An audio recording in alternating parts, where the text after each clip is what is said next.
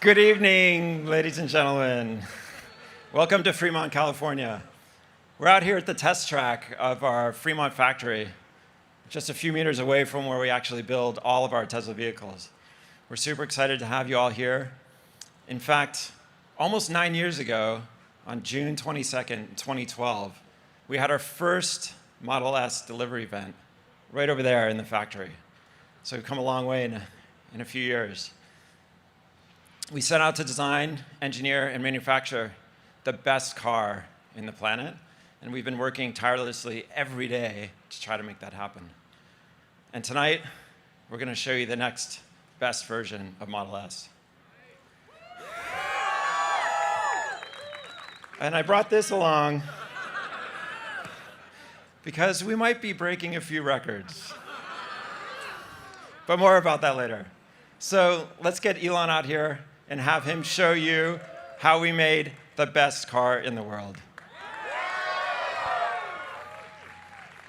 The Model S. This is an ambitious goal to create a whole new kind of car. A lot of Wall Street is betting Tesla can't get it done.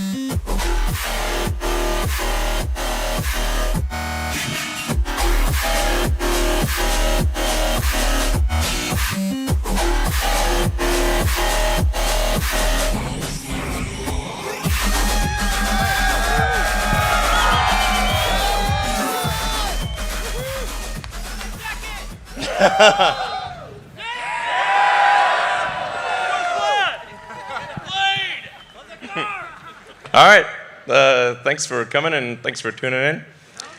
So, as Franz was saying, this is 9 years since we delivered the first Model S, the first car produced here in Fremont, so almost a decade. And I think we're really taken it to a whole new level with Plaid. Some of you may know that, I mean, basically our product plan is stolen from Spaceballs. So we've gone Plaid speed. What we really wanted to achieve here is like, well, why make this really fast car that's crazy fast and everything? And I think there is something that's quite important to the future of sustainable energy, which is that we got to show that an electric car is the best car, hands down. You know, so it's got to be clear. It's like, man, this is sustainable energy cars. It can be the fastest cars, can be the safest cars, can be the most kick-ass cars in every way. And that's why we did the Plaid. It's just to show hands down, this is the way to go. So, yes. Pressing slide. There we go. All right. So, we've made huge improvements from the original car. Well, actually, who here, has anyone here, probably some have, bought the early Model S? Like the, yeah. All right. Well, thank you for your support. You can see the huge improvements we've made. So, and it started off with good performance, but now with Plaid, we've managed to break the 2-second barrier, if you will. No production car has ever done 0 to 60 in under 2 seconds. And this is a 4-door car, seats 5 adults, et cetera, et cetera. It's like, you know, this thing's moving. I mean, this is like what I call like limit of physics engineering. It's not relative engineering. It's like, what does physics say we can do? Because physics is the law and everything else is a recommendation. So, in addition to a crazy performance, it's also got a longer range. Even with the tri-motor high performance, it's got almost a 400-mile range. And in the dual motor configuration, it's got a 412-mile range. So, 420, give or take.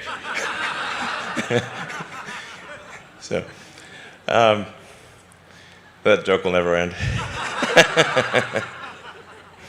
So, and we've also improved the supercharging speed, so you can get 187 miles of range in 15 minutes.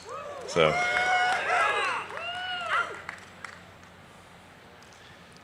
Yeah, so quickest production car, to be clear, of any kind ever made, like I said, first to ever break the 2-second barrier. Later tonight, you'll get a chance to drive around the track, and like this is really something you have to feel to believe, because it hits you right in the limbic system. It's like, damn, like, whoa, yeah. It is basically, what is the car that we can, how can we make a spaceship a car, you know? So, hello. Let's see. Yep. And then in terms of additional stats, it's also the fastest production car to complete a quarter mile, so 9.23 seconds. It's got a 200-mile-an-hour top speed, over 1,000 horsepower, almost 400-mile range. Like I said, charges so fast, you know, it'll be probably done by the time you have a coffee, basically. And talking about some of the sort of details behind it. So we have an all-new battery pack. And then something we're really proud of is the new carbon-sleeved rotors for the motor. So this is the first time that to the best of our knowledge, there's been a production electric motor that has a carbon overwrapped rotor. So this is a super hard thing to do because carbon and copper have have very different rates of thermal expansion. So in order to do a carbon overwrapped rotor, you've got to wind it at extremely high tension. It's a very hard thing to do. We actually had to design the machine that makes the rotor. So no such machine existed before. It also means we can have the electromagnetic field be super efficient and have a tight gap even at super high RPM. And it's single speed from 0 to 200 miles an hour. So it's just, the RPM is so crazy that just the centrifugal force wants to expand the rotor. So the carbon overwrap actually holds the rotor, basically holds the rotor together. It's like madness. So, yeah. So let's see. In fact, we're going to show you the motor. In fact, you might have had a chance to see the drive unit. And we can go closer.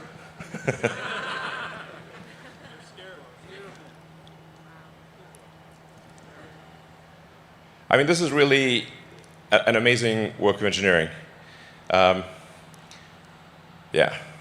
There's just never been an electric motor like this. I mean, you can pick this motor up with your hands, and it can accelerate a 2-ton car to 60 miles an hour in 2 seconds. I mean, that kind of power to weight is insane. Yeah. So it goes, it goes up to 20,000 RPM and maybe a little more. So. We also were able to achieve the lowest drag coefficient of any car ever made. So, yeah. So, really, I think Tesla engineering has outdone itself here. This is a car that looks good, but also gets an incredible drag coefficient. And this is the true drag coefficient of the car, including with wheels in motion. Sometimes you'll hear drag coefficients quoted, but that'll be without the wheels moving. And the wheels cause sort of air churn and incremental drag. And this is the actual drag coefficient of the car. So it's to have a good-looking sports car, have that lower drag coefficient is really tough. So. We also have the latest and greatest in heat pump, which is basically the HVAC system for the car. It's 30% better cold weather range and requires 50% less energy for cabin heating in freezing conditions. Yeah, so you'll see very little degradation in cold weather. And the radiator is twice as big for heat rejection. So you'll be able to actually do back-to-back 0 to 60s, go on the track, just haul ass, and as you'll see tonight, this car is just going to do over and over again, and it doesn't get winded. I think we got to take this back to maybe the Nürburgring. See what happens. And then, of course, when we first delivered the Model S, there were no superchargers anywhere in the world. So back in 2012, no superchargers anywhere. Now there are 25,000 superchargers all around the world. So, we opened 30 just in the last week. And we're just going to keep going so that you can basically travel anywhere you want with peace of mind, super easy, keep increasing the power of the superchargers. We're 250 kilowatts. Obviously, that we'll start going to 280, 300, 350. Yeah. So. And then it's also engineered for maximum safety as well. So. In fact, this is designed to be our aspiration for this car. It still has to be tested by the US government, but we think we can get the lowest probability of injury of any car ever tested. So, in fact, these are the actual NHTSA probability of injuries numbers. All top 5 cars with the lowest probability of injuries ever tested, all 5 are Teslas. So I mean, with the Plaid Model S, what you have is a car that is faster than quicker than any sports car, and like faster than any Porsche, safer than any Volvo in the same car. That's insane. It's like yeah. So. And then the design, we've obviously made a lot of refinements to the exterior, and then we've completely redone the interior. So I think once you drive the new Model S, it really feels like you're driving the future. And other cars are going to, especially like non-Tesla cars, are going to feel very last century.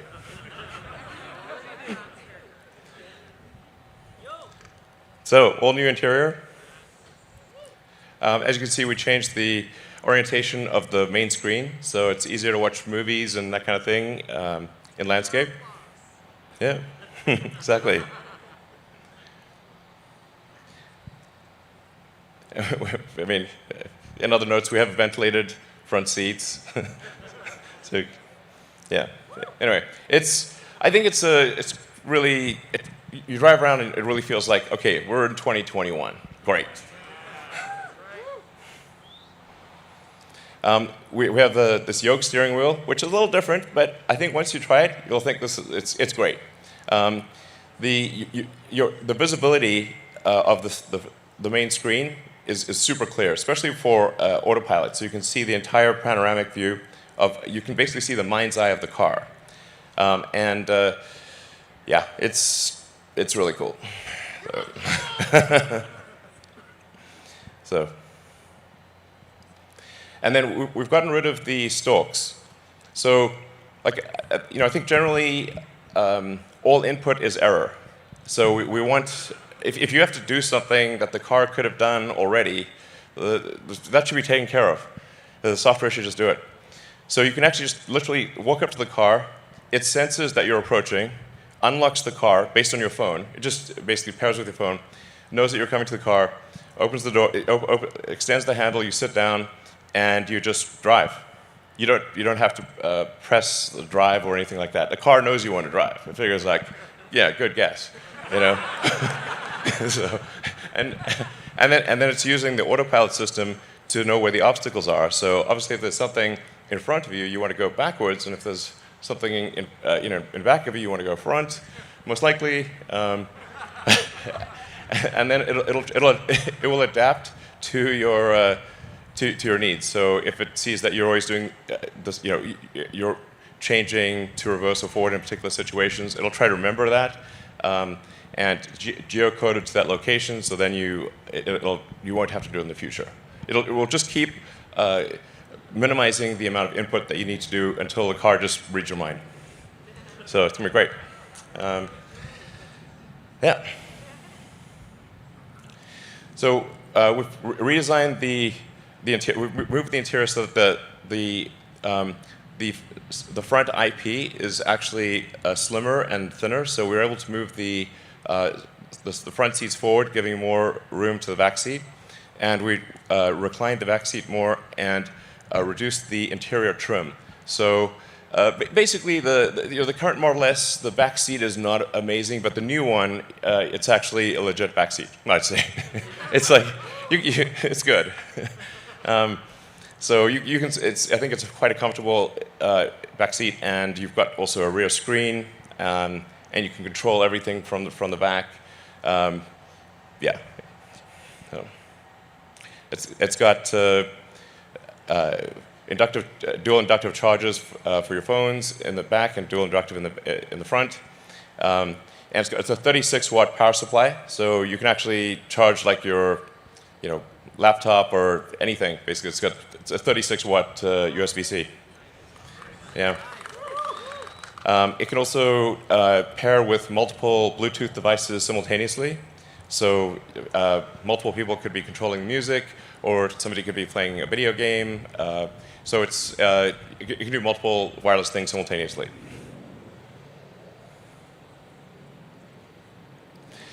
And then, similar to the Model 3 and Y, instead of having air vents, we use intersecting columns of air.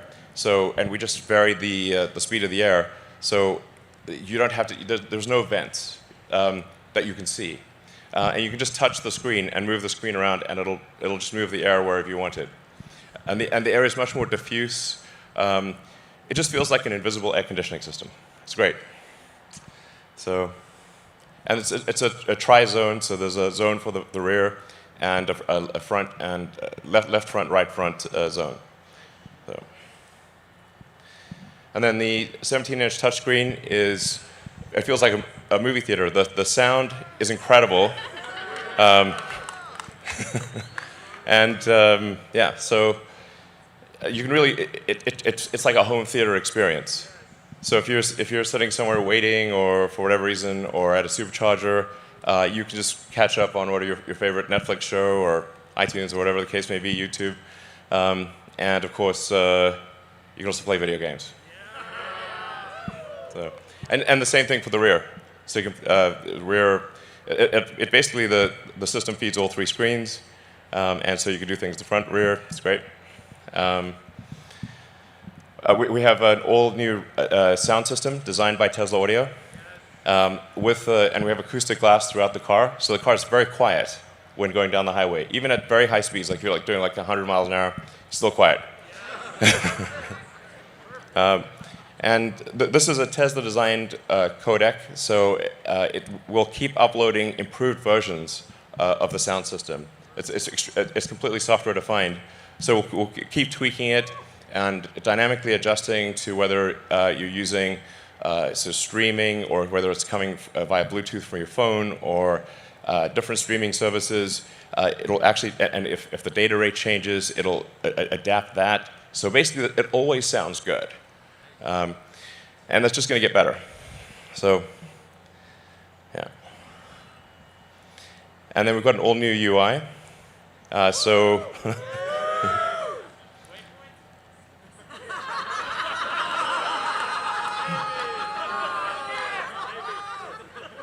Really want waypoints.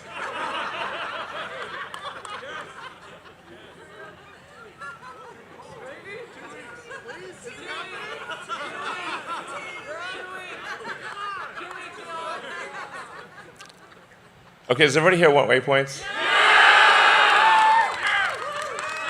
All right, fine, we'll do waypoints. God damn it. All right. 2 weeks. All right, we'll do waypoints, fine. But obviously, it also interfaces with your calendar. So if you just, basically, if you just get in the car and you just sort of swipe down from Navigate, you don't have to enter anything, just swipe down. The car will automatically figure out if you want to go to home, work, or what's on your calendar. So it'll default to calendar priority. And obviously, if you're at home and it's kind of a weekday or whatever, it assumes you're going to go to work. So you just swipe down, automatically navigates to work, and checks traffic and gives you an optimal route. So it's just like a nice little easy thing. And you can actually set it to automatically generate the most probable route. So you just get in, and it's going to guess what route you want, and you don't have to press anything. Yeah.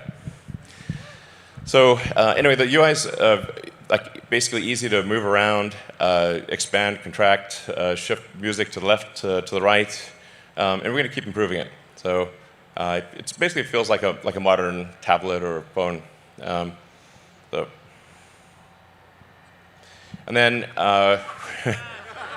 it's not PS4, it's PS5.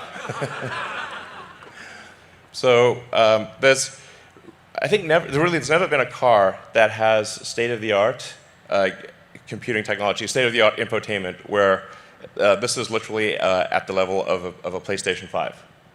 So, yeah, I mean, if you think about the future where the car is often in autopilot or full self-driving mode, then entertainment is going to become increasingly important. So you're going to want to watch movies, play games, use the internet, just all the things you want to do if you're not driving.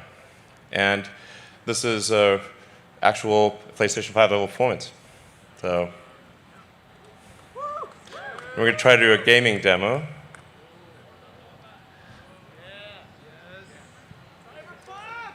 Yes, it can play Cyberpunk.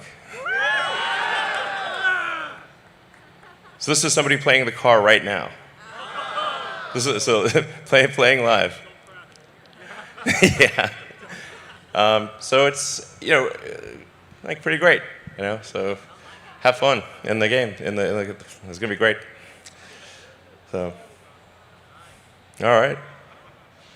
So high frame rate will do 60 frames a second with state-of-the-art games. Yeah. All right, so we got incredible performance, interior of the future.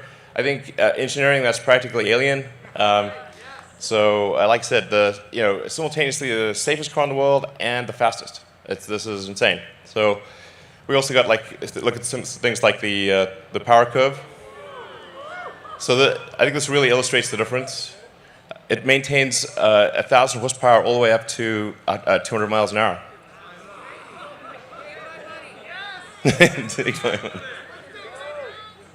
This car crushes. All right. So, yes. All right, and deliveries begin now. So we're in production. We're going to deliver the first 25 cars now, and then basically we should be at several hundred cars per week soon, and 1,000 cars a week probably next quarter. So please enjoy. We put a lot of work into this. I'd like to thank the incredible work of the Tesla engineering and production teams. My